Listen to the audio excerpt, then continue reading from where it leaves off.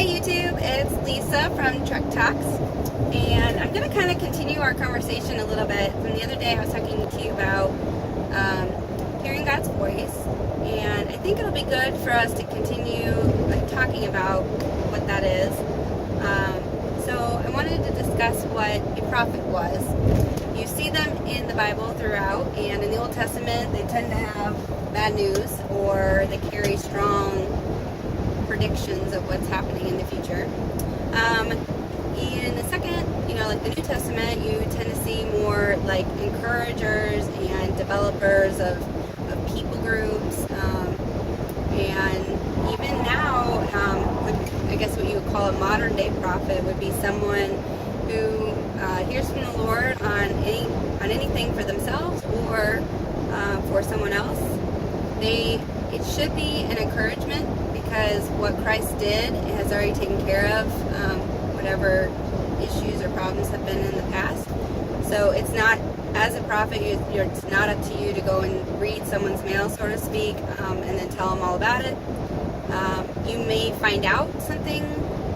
The Lord might tell you something like they're dealing with financial hardship, but it's never to stay and land there. It's not to call them out on it. It's, okay, why? What's going on, Lord? What do you want? Why are you telling me this? So that I can bring them hope. Okay? Our purpose in life is to bring hope and encouragement and that kind of thing for someone.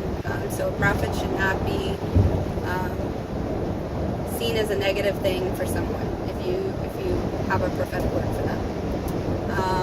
There are different types of prophets. So there is an office of a prophet, which carries a lot of authority, like a governmental kingdom authority. And then there's just about anybody else who hears from the Lord. It's called the gift of the prophet. And so those can be they can be seers, which are basically someone who, when they hear the Lord, they don't hear an audible voice. They see pictures, which is more what I am. I'm very visual, so he will describe something through a picture, and then I'll know the meaning through that. There are people who hear sounds. There are or like voices. Then there's people who get a feeling. Have you ever known somebody who they just they feel something's not right? So they use their senses.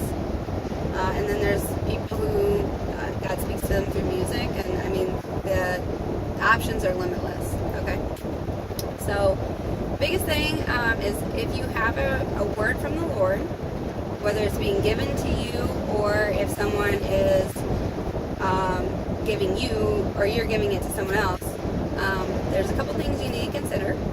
Is one, it should be the first thing that drops into you that's encouraging for the person.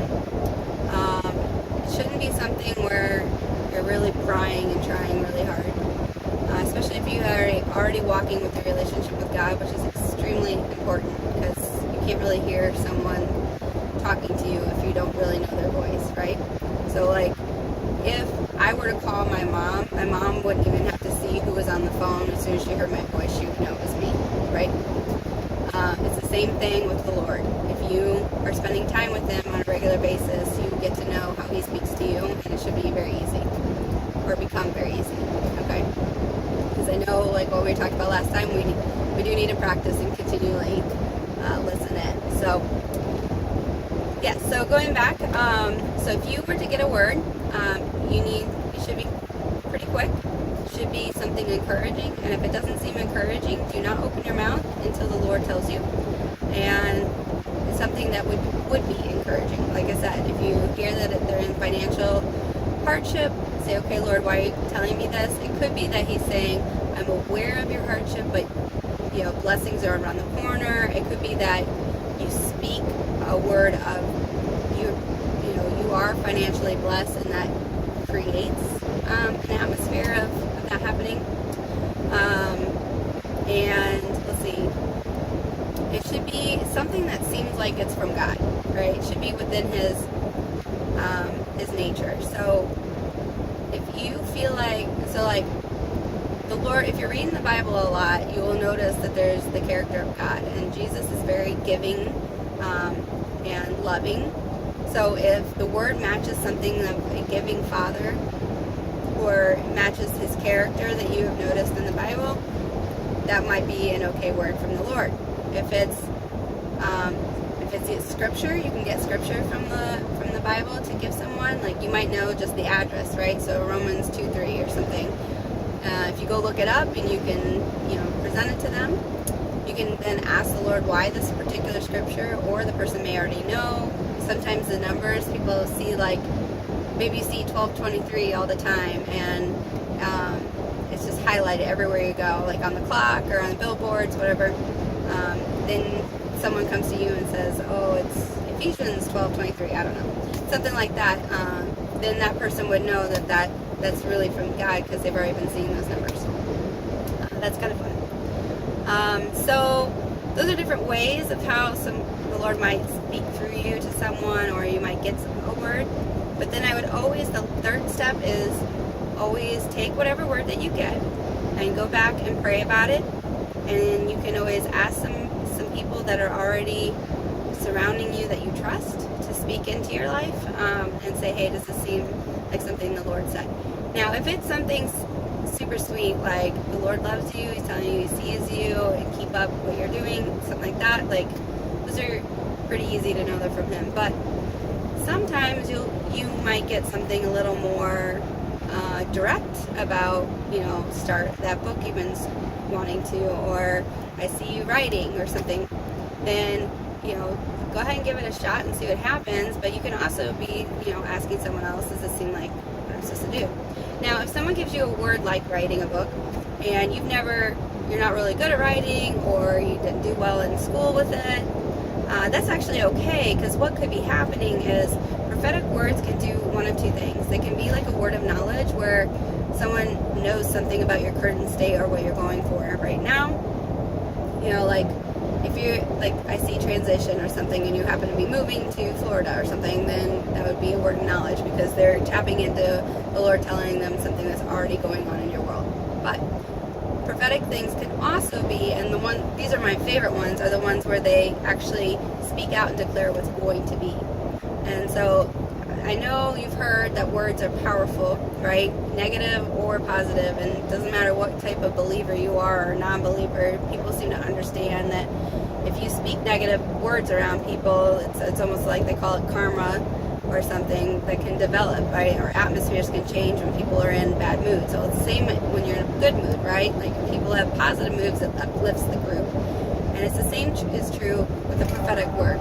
So if someone tells you, I see you as a musician, you're going to lead worship, and you're going to be writing CDs and stuff, in your mind you may say, I'm completely tone deaf. But there are testimonies of people that have been told this, didn't believe it, but they took it anyway and said, you know what, God, I don't know how to even read a chord, but I believe you that this is true. And they held on to it, and they prayed about it, and they continued to hold on to it, and their ears opened up.